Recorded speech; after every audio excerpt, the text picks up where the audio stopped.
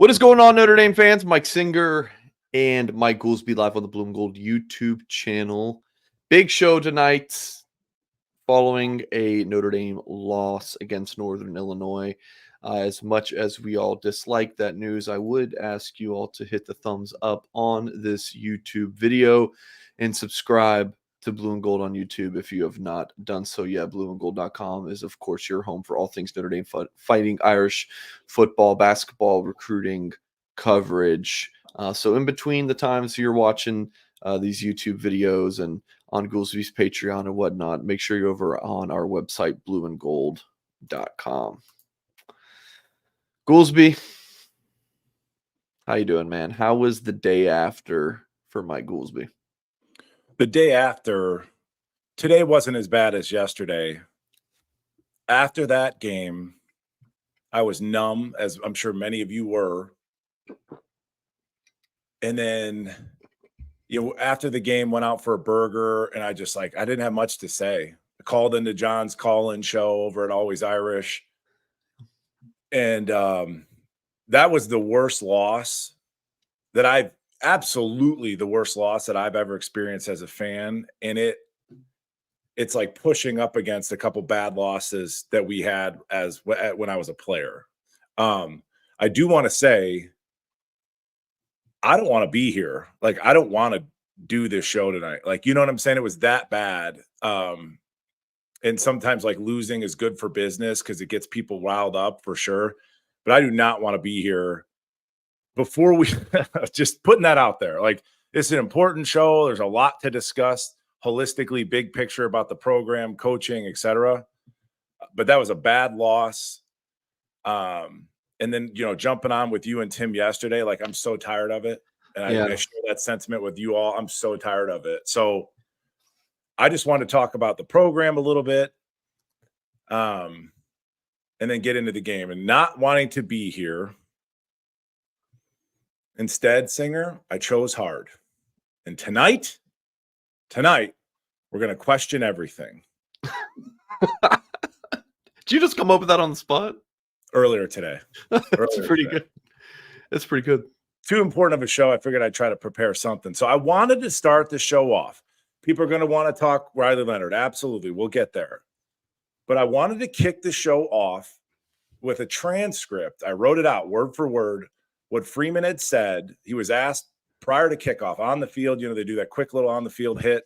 Yep. What do you want to see from Riley Leonard? To which Coach Freeman responded, and I quote, "Play within the offense. We don't need anything spectacular. Do exactly what your coaches tell you to do. Play within the game plan, and the rest will take care of itself. We start trying to make plays and throw the ball downfield, then all of a sudden you're playing out of character. Just do exactly what we want you to do, and the rest will take care of itself." So, Singer, I talked to you earlier today. What was your interpretation of that? Is that a throwaway comment? Does it carry any weight with you? My first thought was this is kind of like a Freeman is just talking and he doesn't really know where it's going. That was my first thought. Which is par for the course, to be fair, but continue. But the latter half of that seems very, very specific. It does. Right? Like, it's about not pushing the ball downfield. Now, if I had a tinfoil hat, did they really specifically not want him to push the ball downfield because they knew what would happen on that interception? I don't know. But so 2 points here. It's either A, yes, they don't believe in his ability to make plays or push the ball downfield, right? That's A.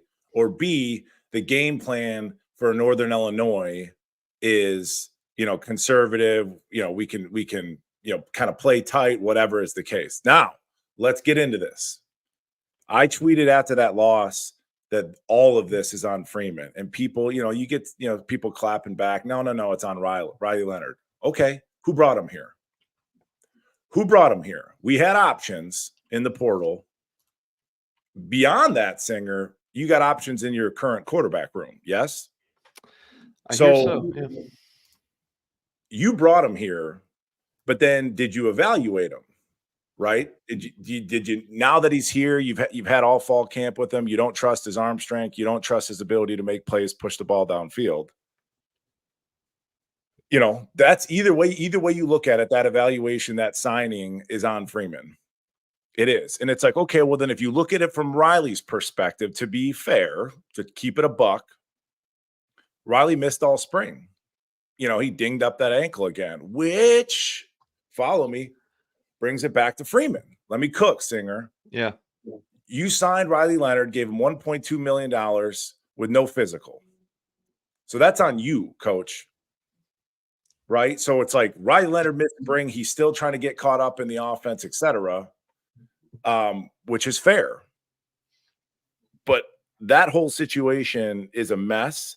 And I've been saying it for going on 2 years now. I don't believe that Coach Freeman has a plan at quarterback. I don't. It's kicking the can down the road. We'll sign the next shiny object, and it'll get us through. I believe that at the core of my soul. I believe that. And beyond that, when I listen to Coach Freeman post-game press conference against Texas A&M, and he's talking about preparing week to week, and he's like, whoever we play next week, I don't even know who we play next week. He's like, I'll figure it out. And then you listen to this post-game presser. I don't think he has a plan at quarterback. In big picture, Mike, I don't know if he knows what he's doing. You're getting paid $4 million a year. You've got a nerd with, sheets trying to tell you what to do on any given down and distance and any given snap, which I support, by the way. But nevertheless, you've got that guy telling you what to do on key critical decisions in a game. You've got a big money offensive coordinator. You got a big money defensive coordinator. What more infrastructure do you need to bolster yourself with? And yet here we are. And then beyond that, you've heard me say this before as a player. You could ask for a lot of things from your head coach. But number one to this guy is consistency and messaging. Like, you have to be the same person every single day. You're going to be a parent soon, right? It's like, you can't be hot, you can't be cold, you can't be angry. You know what I'm saying?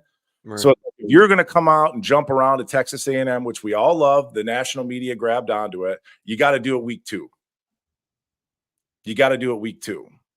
So that's where I'm at. And it's like, it breaks your heart to be like, maybe he's not the guy, but I'm tired of this. And we've been told the talent has risen to a point where we can sleepwalk through these games, right? Just because we're good enough, we're fast enough, et cetera, et cetera, et cetera. And then beyond that, like, offensively, it seems like, reading this, because he was so specific. We don't need anything spectacular, end quote. We don't need you making plays or throwing the ball downfield. So then you got a kid in Riley Leonard who's an athlete playing the quarterback position, who's still trying to get polished up. And like, you're taking that ability to make plays or try to push the ball downfield. Real quick,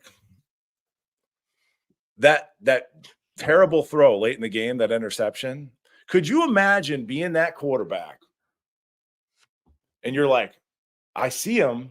I kind of like the look, that double post. I kind of like it, but coach doesn't want me to throw this. So you're throwing it being like, no, you're fighting your own instinct as a player, because coach told me, don't push the ball downfield. Don't make plays. Don't do anything spectacular. So that's where I'm at today. I mean, I'm angry today. And I tend to do my best work when I'm angry. Cats is 11, J Vit, Quentin, thank you guys for the super chats. Goolsby, is there any like coming back from this, in your opinion, for Freeman? Like, how does this move forward? Like, how do you see this playing out the rest of the season into 2025? Like, what's kind of your vision for what goes next for the Irish? It kind of depends on how Riley Leonard plays, to me.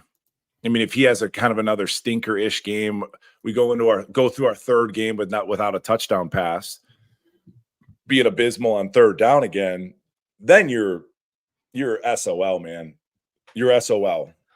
And it's like, okay, we gave you a big budget to sign this to sign a transfer quarterback, and this is who you brought in, and now you got to bench him just because of the heat.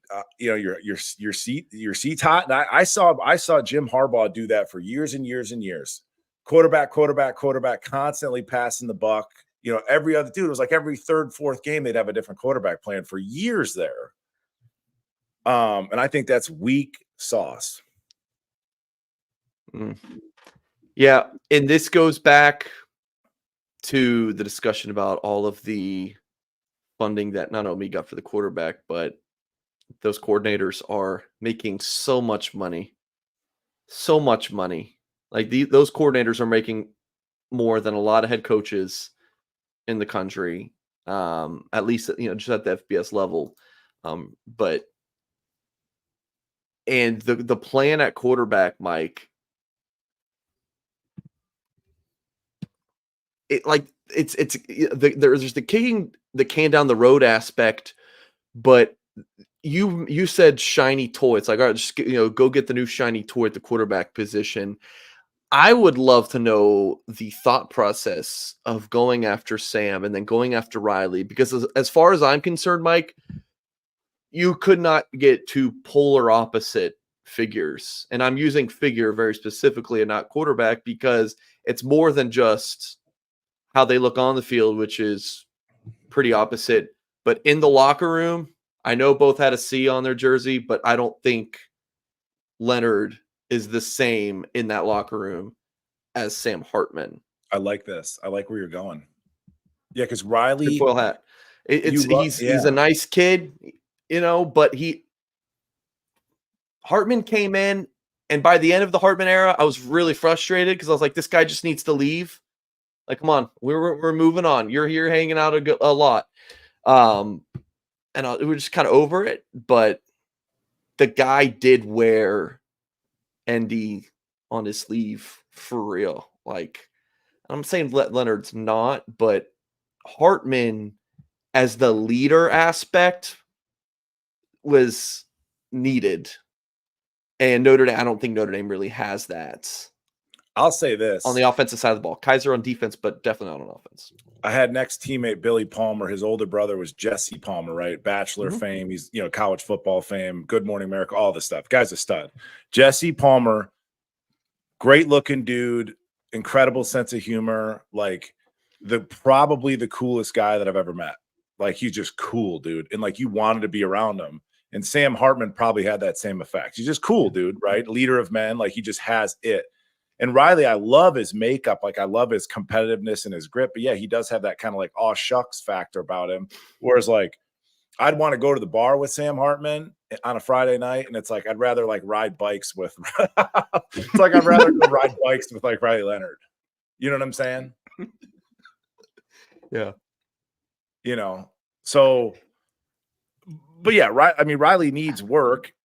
I mean, as you kind of segue into the game, after that drop by Jaden Greathouse, it really felt like it wasn't that great. And that's what they say about film. You could go and have the worst game of your life and just beat yourself up all night until you see the film the next morning. You're like, it wasn't that bad. I don't think it was that bad, especially the first half. After that drop, and then after, he kind of hurt his wing, I'm sure he sprained his shoulder or something the way he went down. And then it's like, okay, we can't run our $1 million quarterback. And that's kind of the only thing we had on offense. Right. Basically first half. And then basically in nut cutting time in the second half of the A&M game, it was like we just leaned on the run. So now he's a little dinged up. We can't run him. And then again, back to the broken record thing, Singer. Do we have talent at wide receiver or not? Because when you watch the film, and I'll get into this way more on Patreon with Jared Clark. Jared Clark did a bang out job, amazing job, got great feedback. Like, we're going to watch the whole game. We'll be up till 2 a.m. tonight doing this maybe. But it's a lot of hitches, dude. It's a lot of stop routes. It's a lot of hitches. I counted one play where it doubles and your two inside receivers just ran clear out routes. He did miss Bo Collins once on a one-on-one, and he got separation, got over the top. But then again, if it's been beat into his head, don't make plays, don't throw the ball downfield, why would he look that way? So it's like we're reliving the same nightmare we did last year. The inexcusable thing to me is the usage of the running back. I'm telling you, Singer, Jeremiah Love, save for Ben Morrison, is our best player. Yeah. Right. He is. He's uniquely talented. It jumps off the screen.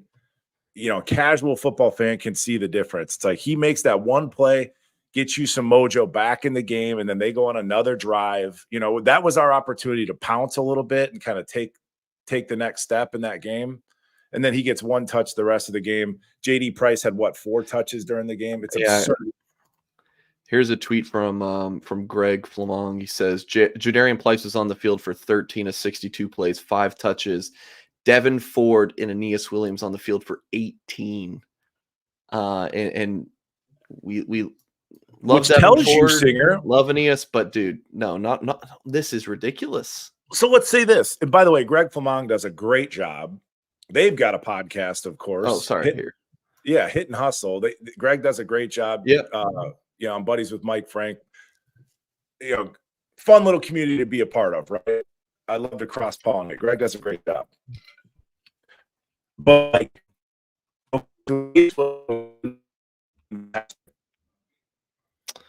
little technical difficulties from Goolsby.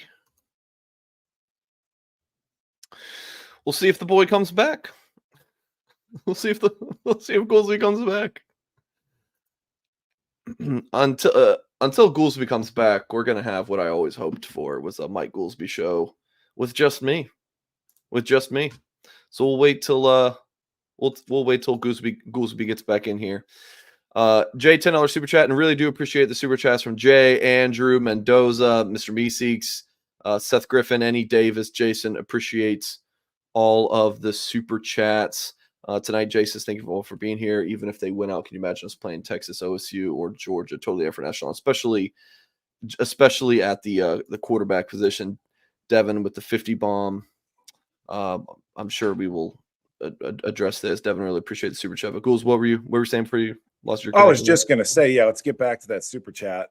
And I swear that's a StreamYard thing, because I could see you that whole time. But anyway, so you're playing Aeneas and you're playing Devin Ford, who both did an amazing job in pass pro, like for sure, physical, tough.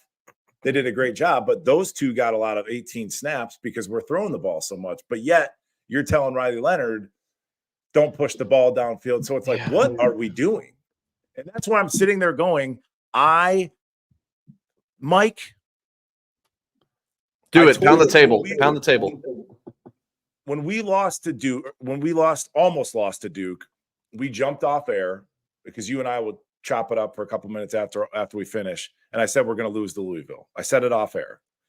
And this season, I've been intentionally more positive. I've tried to be, right? Because I don't want to be Debbie Downer all the time.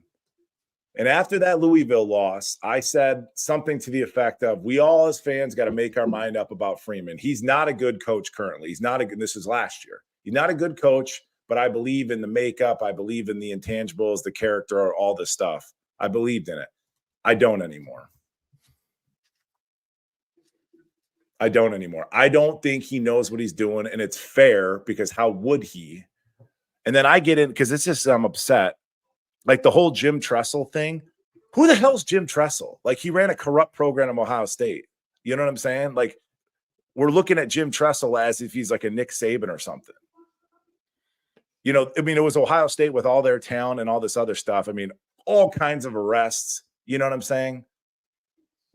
Let's look at this super chat. How is continuing to start Riley Leonard even an option? Yeah. All right, let's discuss this. What do you do at the quarterback position the rest of the way? My opinion, we talked about this last night, was you have to start Riley Leonard against Purdue. I think you have to. If you bench him right now, you're kind of you're kind of saying, all right, all of our plans we had, we're crumbling up, we're throwing it out. I think you don't do that unless you have to. It's very early in the season to make a change of quarterback right now. Do you agree with that? Unless. Okay. He's injured. If he gets injured, what did you just do with your hands there, Mike? What did you just do with your hands there? Because I think that's interesting. I did. I don't think they would ever bench him. Don't think they would bench him. He would be what, Mike? Unless he's injured. I'm with you on that. Unless he's injured. Because, and it's like, okay, big money quarterbacks. Riley Leonard's making 5 times what Sam Hartman was paid. 5 times that. So then you could sit there and go, okay, well, to the boosters, whoever is filling up the coffers with the NIL fund, if you pull your incredibly well paid quarterback, if you pull him, what does that do to future booster, donations down the road? Yeah.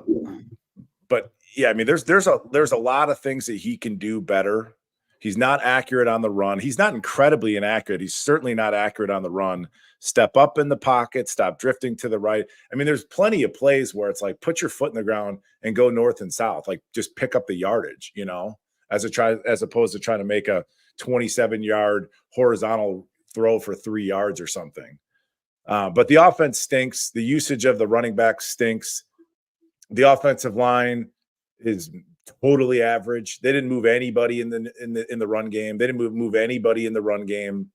They're okay in pass coverage, all things considered. Another game where we see them bring like inside pressure. This week it was Schrouth. Steps down to double, let somebody run right by him. Last week it was Pendleton. That's 2 years in a row I've seen on, like, if you bring a double blitzer over our guards, they can't pick it up. We just let people run through free. So Riley didn't have as much time as you think. But if he's got a clean pocket and everybody's running hitch routes, because we never threaten anybody deep, like, what's he kind of supposed to do? What's Denbrock supposed to do? And I just always assumed that the handcuffs would be off of Denbrock, that Marcus Freeman would kiss the ring and just say, hey, do your thing. And it doesn't seem like that's the case. Does it just feel like this whole discussion is in a circle? It's, well, Leonard's not good, but Leonard's not good because of Denbrock. Yep. And Denbrock's not good because of the receivers. Well, the receivers aren't good because of the quarterback. Everything just does a circle, Mike. Everything just seems to go in a circle for me on this. The offense, which is just, it all stinks. It all stinks. Always Irish. John Kennedy, handsome man. Very, very handsome. What is our offensive identity? Right through the first 5 quarters of the season, it was run Riley Leonard and run Jeremiah Love. Sometimes. Here and there. Listen.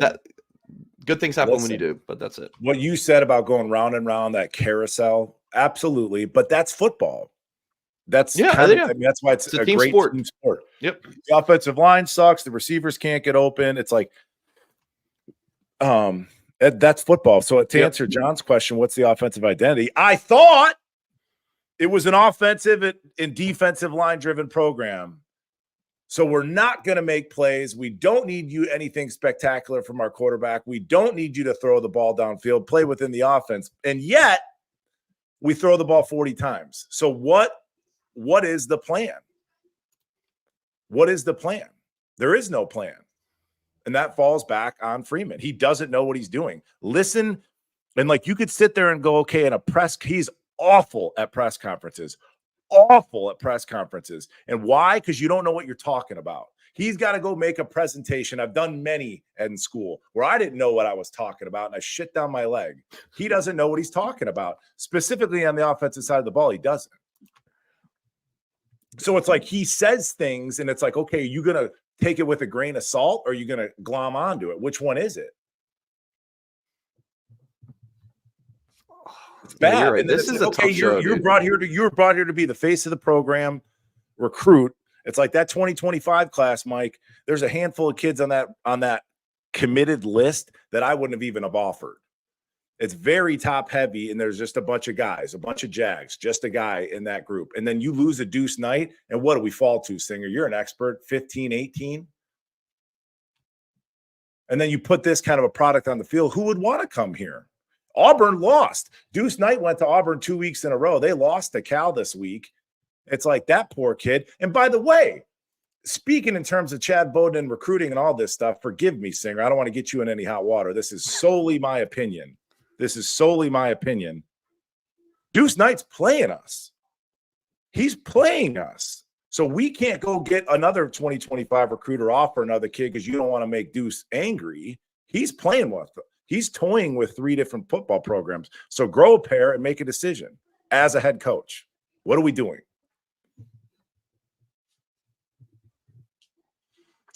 You were right at the top, Mike. This is a tough show.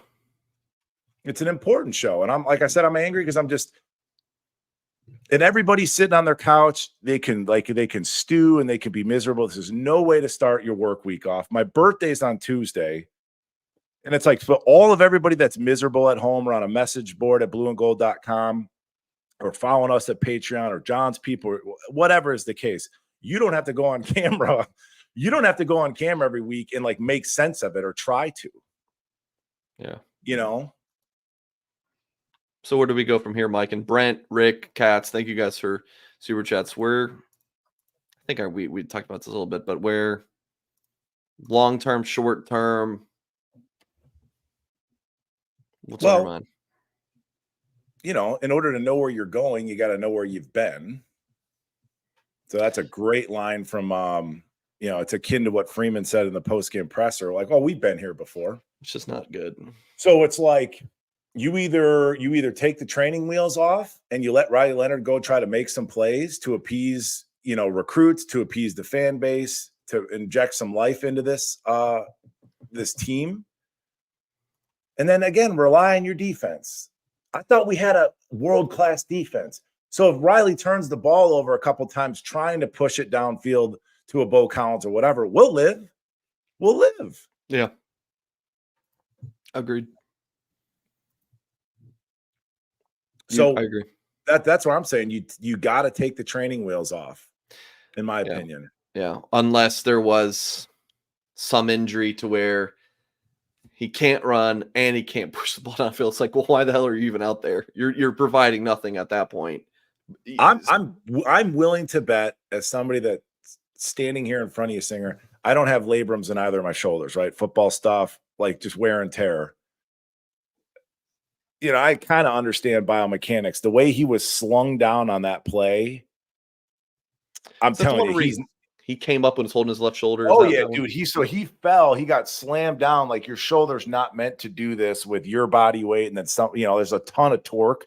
So it's like he's not 100% this morning. Yeah. He's not. There's no way. It's like nearly the worst.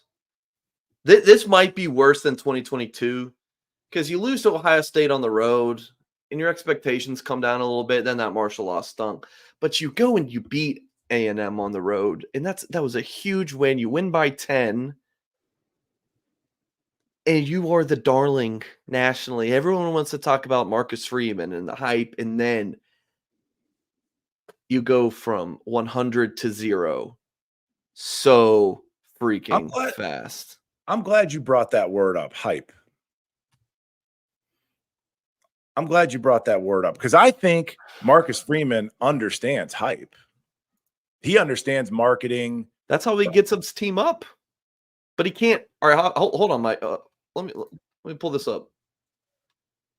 This is what I've been doing on social media. I save the things I like. This is from Noah here. It says Brian Kelly can beat MAC teams at home, cannot beat ranked teams. Marcus Freeman can beat ranked teams, cannot beat MAC teams at home.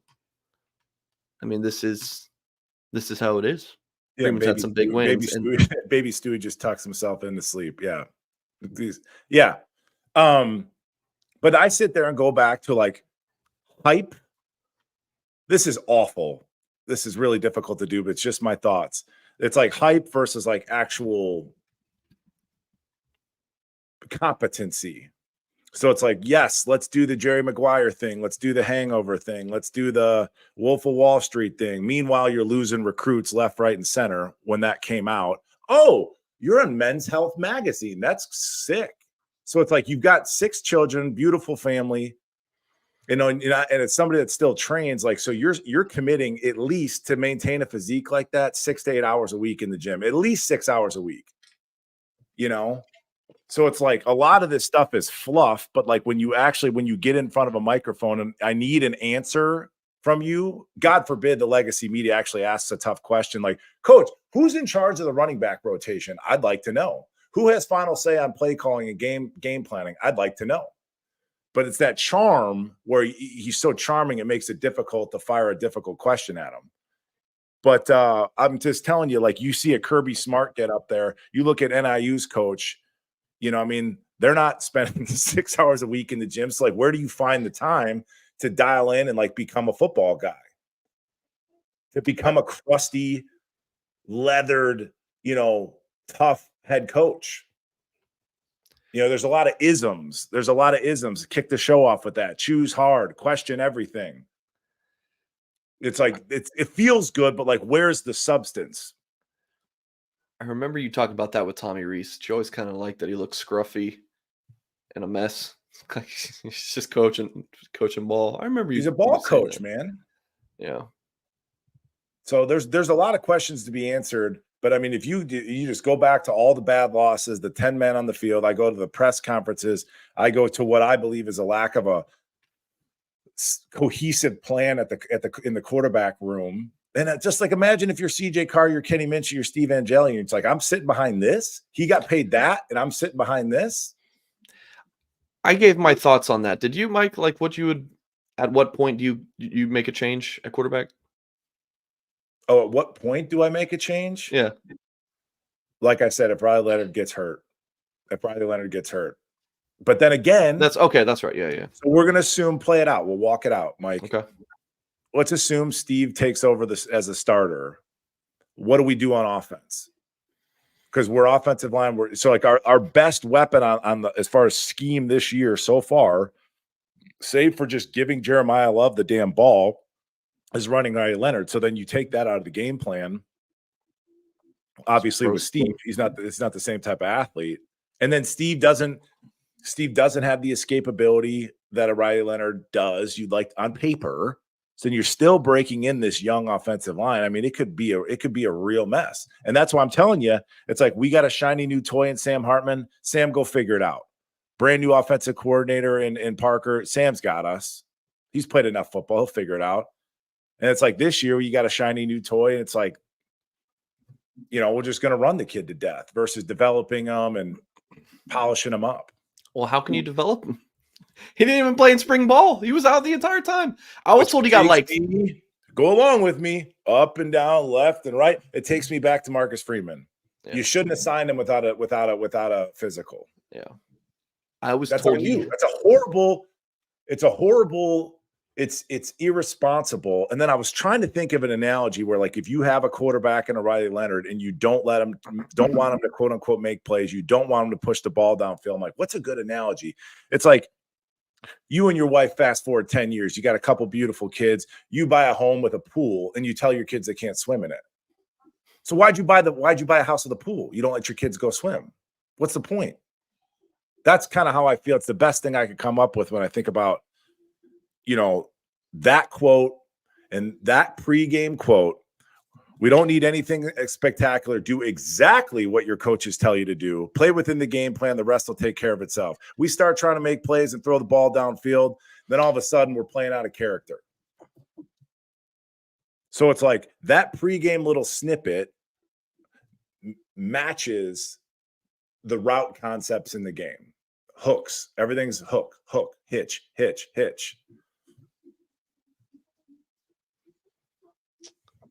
If Angeli were to be the guy, what that offense would look like, it would just be kind of a pro style, quick game. Yeah, Steve doesn't. Yeah, I think it would be a higher ceiling version of like a Drew Pine offense. Yeah. And we haven't even got to defense yet. Yeah, and yes, we've all said I agree. Can you win 10 games with Steve? Sure. Can you win 9-10 games with Pine? Sure. Right. Just run the offense. Right. And Steve can even throw a slant. Right. Pine wasn't tall enough to throw a slant. But like defensively speaking, you have to have a place to stand. And we do not stop the run. And I broke down that all 22 versus the A&M game. And it's like, and Tim Hyde talked about this many, many times. It's like, it's on film. You can run on us. We will give you 3-4 yards. And that's what NIU did. 3 yards, 4 yards. Okay, now we're in 3rd and 3. We'll run it again. They kept themselves out of 3rd and long, which is what Al Golden wants to get you in. But we're so soft. And then I look at like the leadership. The only leader, only C on your chest on the offensive side of the ball is a kid that's not playing well on Riley Leonard. Not playing well. So then who do you turn to? That offensive line looks like a bunch of cattle. Like they're lost, man. There's not any energy coming from that room. Then on the defensive side of the ball, like Riley Mills is not playing well. He's getting just ran by players. Jack Kaiser's, I like Jack Kaiser, but he's not like asserting himself like in a physical manner. Everything's downfield. Xavier Watts is the only one. And even in that game, what a play. Xavier Watts overthrown ball. He's out of bounds and tries to throw it back inbounds. And if we were locked in, Don Schuler would have like sensed that and he would have like caught it. You know what I'm saying? Because he wasn't locked in. We weren't locked in.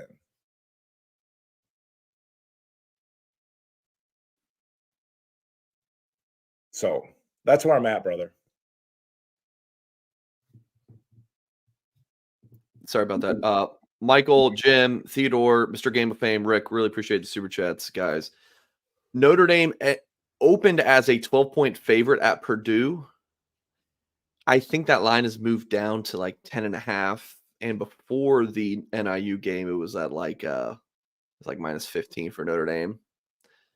So I think, yeah, the updated line is like a 10.5. Do you have thoughts on that, Mike? On that line? We don't really know much about Purdue this year. They beat, I think it was like Indiana State by a lot, and they had a bye week. Do you have any thoughts on this game? If it was 10.5, I'd buy half a point. I'd bet it at 10. For Notre Dame? Yeah, I would. I'm thinking the same. I like Notre Dame to bounce back because, see, Mike, I don't like to pat you on the back and boost that ego more. I got to keep you in check. But I do learn things from you from time to time. You tell me about sometimes it's easier as a Notre Dame player to go on the road. I think Notre Dame is going to – Freeman, we talked about, he can fire up his guys. I think he's going to get the guys fired up. I think they're going to play well on the road. It's a 3:30 game, which I do like. If it was a night game at Purdue, I would actually be more nervous. I think Notre Dame goes out and beats them by like 17. I think it's going to be a comfortable win on Saturday. And it's going to take several wins. You're going to have to beat Miami of Ohio pretty good. You're going to need to beat Louisville to kind of get momentum back. But I think they're going to win by double digits against Purdue. Yeah. And Purdue, in my time at Notre Dame, that was a legitimate rivalry. But yeah, I think we'll play well, go on the road. I mean, you can't play any worse. And you gotta when I bet college football, and I'm having a pretty good year, bet the under in the Nebraska KU game, Colorado game, excuse me. But like Northern Illinois, so when I bet sports, I bet it like kind of off of team culture. I don't really get into stats. I'm just like, well, this is this kind of team and that's that kind of team.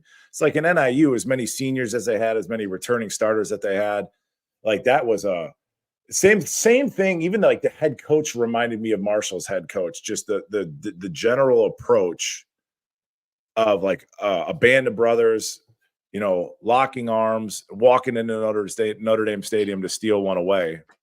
It's a different kind of motivation for Purdue playing at home versus going into Notre Dame Stadium for teams, in my experience. Okay. But then you sit there and go, okay, what's the rest of the season look like? Who knows? I always say take it game by game.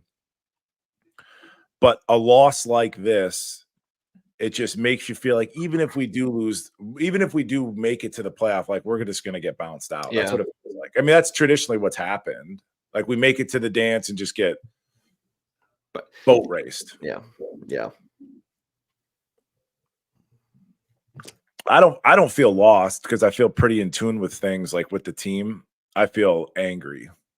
That's how I feel. ND, bottom 5 in every passing, Corey. What are we doing? That's the question.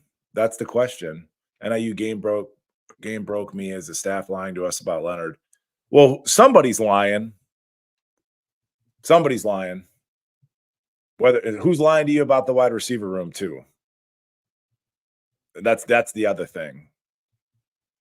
You know, we were told this is this amazing group, and it's like thus far, outside of Bo Collins, I don't see it. And I will give you credit on that one, Singer. Yeah. Yeah. So it might be a short show tonight. I mean, there's not. I'm going to do the all 22 tonight, and then try to find some answers. But that was a horrific loss, and it's somebody that I've always got stuff to say. Singer, like yesterday, I didn't have much to say, man. Just stunned.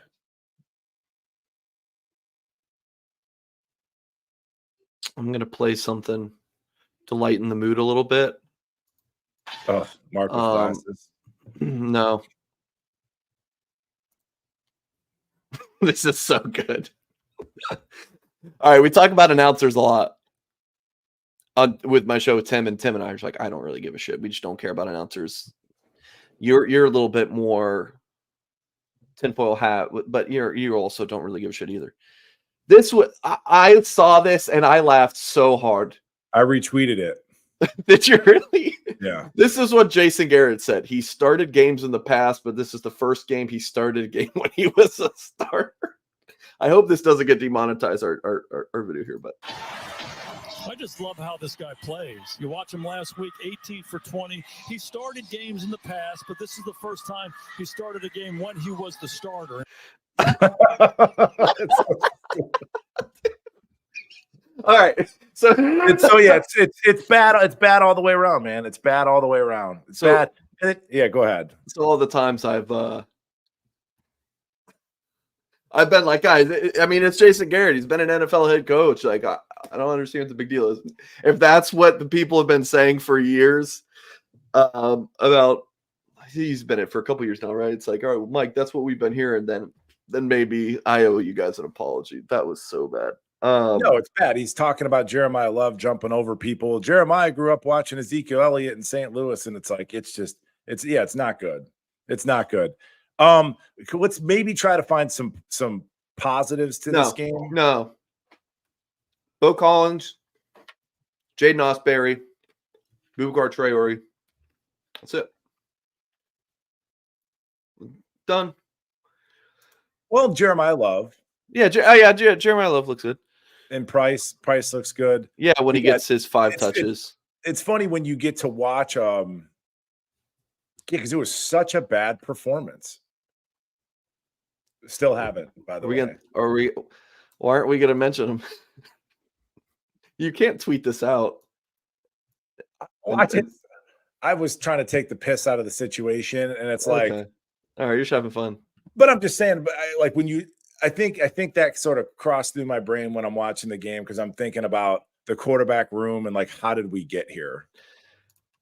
How did we get here? Like it's all these transfers. It's needless. It's all needless. Like it's amounted to jack squat. Yeah.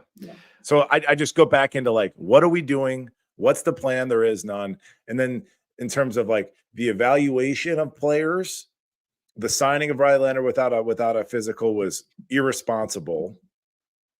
And then like the rotation, like with the running back, like somebody asked Freeman at a press conference a real question and say, who's in charge of the running back rotation and why?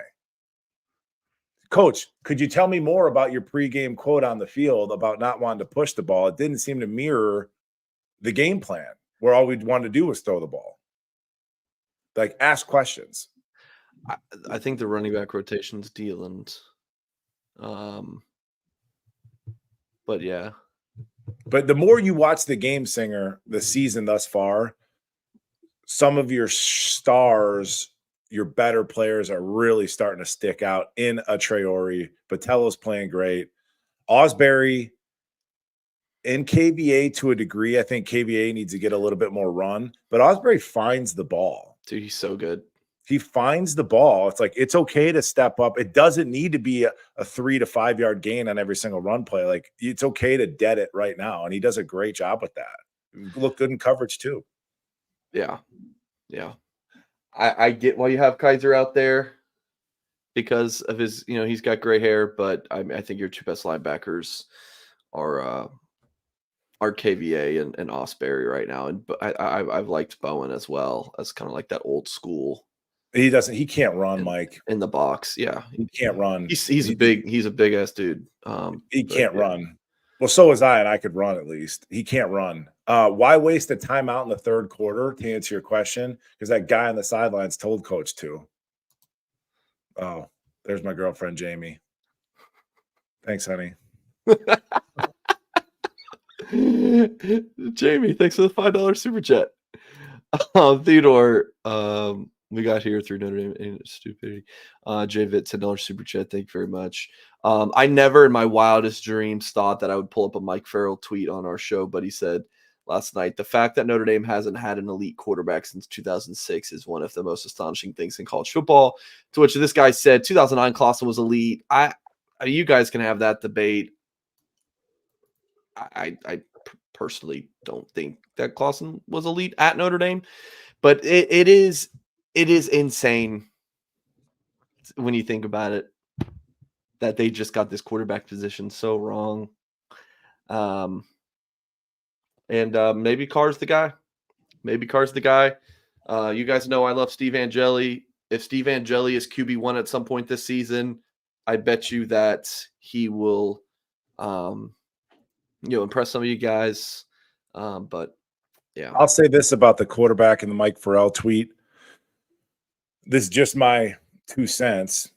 I have no info on this. It's just my gut feeling. I don't ever think that Kelly wanted to go after a 5-star. I don't think he wanted to deal with the stuff that you're dealing with, like a Deuce, where he would just sign RKGs, as John Kennedy loves to say, just the right kind of guy. He would sign a Drew Pine, some wealthy kid from the East Coast, 3-star-ish talent, game manager. It's like, because it was easy. It was easy to recruit him. It was easy to get him. They're Notre Dame-y. It was easy. So I think that's how we got there. But yeah, the last 3-4 years has been an absolute mess. And the chicken and the egg, I really felt like there was a tie between Derek Meadows choosing elsewhere and then Deuce Knight getting cold feet. Because it's so easy. If you're Lane Kiffin at Ole Miss, it's so easy to negatively recruit against Notre Dame. I mean, we make it easy. Yeah. I mean, I'd be getting cut-ups of a Notre Dame film and emailing those to high-end recruits and be like, this is who you're throwing the ball to? So I can't keep this up much longer, Singer. We can do this another 5 years, brother. You know what I'm saying? You've said that you'd wanted to do this until they win a championship, right? Yeah, well, dude, I reserve the right to change my mind. Otherwise, brother. But that was a horrific loss. Yeah. And there's no leadership head coach down, and there's no leadership on the field, save for Xavier Watts to me thus far in terms of just playing. I mean, Xavier Watts comes downhill, blows up a wide receiver. He gets a stinger, Singer's had a stinger, right? And then he comes in the next play and almost picks that pass off and tips that. Like, that kid is a dog. So there's only, in terms of the offensive side of the ball, there's only 2 players that have shown me anything, and it's Love and Collins. Eli Raridan's regressed. It's just, it's not a good look. That's the side of the ball. This might be the last thing before we get out of here. From Jay, thoughts on the second one play call? Do you have any more thoughts on this as you watch the game back, Mike? The play call there. I can't remember what you thought about it when you joined us last night. Thoughts on the 2nd and 1 call before the pick. So I forget the down and distance on the pick, but yeah, it was 2nd and 1. Yeah, 2nd and 1, 6:09 left. Well, it seems like at that point in the game, we were in just a throw the ball mode. And I don't think you want to run Riley because I do believe he probably got a little dinged up on that left as other throwing arm. And we were just kind of in that throwing mode. And I mean, he had it. If he threw a better ball, maybe he didn't throw a ball because his arm was hurt. You could totally see Riley having a sprained shoulder or something like that, not saying anything. You can. I mean, you could easily see that. So, but that would make sense why they didn't run him. No, totally. It's off the table. He's too important. Is your boy DC Curry? 1 dog, 10 puppies. They'll grow ghouls, but it's ugly right now. Huh? What kind of dog, DC? He said Xavier. Oh, I'm sorry. Yeah. But DC and I, we're like throwback dudes. So it's like, again, back in our day, we couldn't stop a pass to save our lives, but it's like, at least you knew you could stop the run, So it's like, if you can't get people to 3rd and long, then Al Golden's scheme doesn't suit us. Yeah. All right. Is there any last thought to sign us off? If you do want to sign us off on more of a kumbaya, or you don't have to, or you can just, man, I don't, that was the worst loss that I've seen as a fan. And it competes with any loss that I had as a player. And it all falls into Freeman's lap, as I thought I did a pretty good job of keeping my thoughts together earlier in the show as to why it falls into Freeman's lap. And until he can become a better coach and learn more, and I think we'll beat Purdue, but big picture, I'm not optimistic. I'm kind of over it, especially when you factor in this recruiting class. It's like, what are we doing? The 10-man on the field, these terrible. I'm kind of over it. So no, I'm not going to bed tonight optimistic, and I probably will be less optimistic after I watch the film. Yeah. So somebody's gotta, you cannot, DC knows this, co-captains with myself. You cannot speak up if you're playing like ass. You can't. And if everybody's playing like ass, all that's on film, Riley Mills. All of that is on film. So when you want to chirp up this week in practice or whatever, it falls on deaf ears. And then if Marcus Freeman wants to chirp up and motivate and this and that, it's like, players start to get a whiff of that. Do we know what we're doing? Right. And then once your players get a whiff of that as a head coach, it's over. You lost them. Winning solves all problems, though. So you hope they win, and that solves some of those. But otherwise, sorry to be so negative, and it kills me because this season I made it a point I wanted to be more positive. I don't know if that ever came across, but in my mind, I was like, I want to be intentional about that. You just got to tell it like it is, and that's what you do, brother. All right, Michael. Jay Dory, thanks for the super chat. You have to go Carr and Minchie. Another bad half from Leonard. And Jelly. It will not be Carr. It's not going to be just for people clamoring for CJ Carr. It's not going to be CJ Carr. It's not. I mean, he's your scout team quarterback right now. He doesn't know the offense, hasn't been getting reps. It's an impossibility. You put Angeli out there and he stinks it up, then it's hashtag why not Kenny, man. Then it's okay, all week we're getting number 3 guy, Kenny. Who knows? Maybe a Carr. It's then. But right now, those guys are not prepared. This is why I say all the time, it's not a video game where it's just like, oh, this guy has this stats, I'm just going to put him in. There's no difference. It's not a video game. It's not a video game. And then but then if you really just take one step back and think about what folks are proposing, your high dollar quarterback, the only captain on the offensive side of the ball, you're going to sit him 2 games into this season when he missed all of spring. But again, he missed all of spring because we shouldn't have signed him without a physical in the first place. Like I said, I keep going back. It's a mess. So, but if a Jelly goes out there and stinks it up, that might be the best thing for the program, because it's like, okay, we can blow it up, and then we're going to start a younger, talented kid in a Kenny or a Carr. And just then you go youth movement and then Freeman can kind of sell that to the administration, and because kick that can, brother. Keep kicking it. Sell it to the administration. Kick the can. Get to the till they re-up your deal. But then I want to see if Steve goes into the game. I want to see what does the offensive game plan look like. Is it all a bunch of hitches again across the board, 8-yard stop routes, or do we let them air it out? And if we try to air it out, do wide receivers get open? We'll see. You keep when you say about Angeli, if my boy might go ball out. I'm just might. And if Angeli becomes our starting quarterback, I fully support him.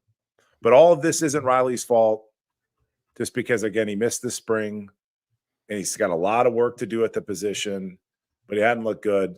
And then we're taking away one of two weapons that we have in a 2.5. J.D. Price, Jeremiah Love, Riley running the ball. So now we take that, we subtract that from our offensive arsenal, and then you got Steve throwing hitch routes to Jaden Thomas. Yeah. Jay Dory and Tyler, appreciate you guys. The super chats here at the last second. All right, Goals. Appreciate you as always. We will be back next Sunday night for the next Mike Goolsby show. In the meantime, myself and Tim will be live on Tuesday night. No idea what the hell we're going to talk about, but I'm sure we'll find some stuff. And we'll have a lot more programming throughout the week as well. Marcus Freeman press conference Monday afternoon. Tyler Horka and Darren Pritchett will break that down. With Tyler, if you're listening, ask some tough questions, brother. Get in there. Yeah, someone said in the chat earlier that Tyler asked a tough question after the 2022 Ohio State game. Tyler is one that he definitely does. But there's some, I'm not going to name call. It's just like, Coach Freeman, what's your favorite color? What are we doing? It's Notre Dame. All right. Appreciate you guys for watching. And as always, we'll catch you next time.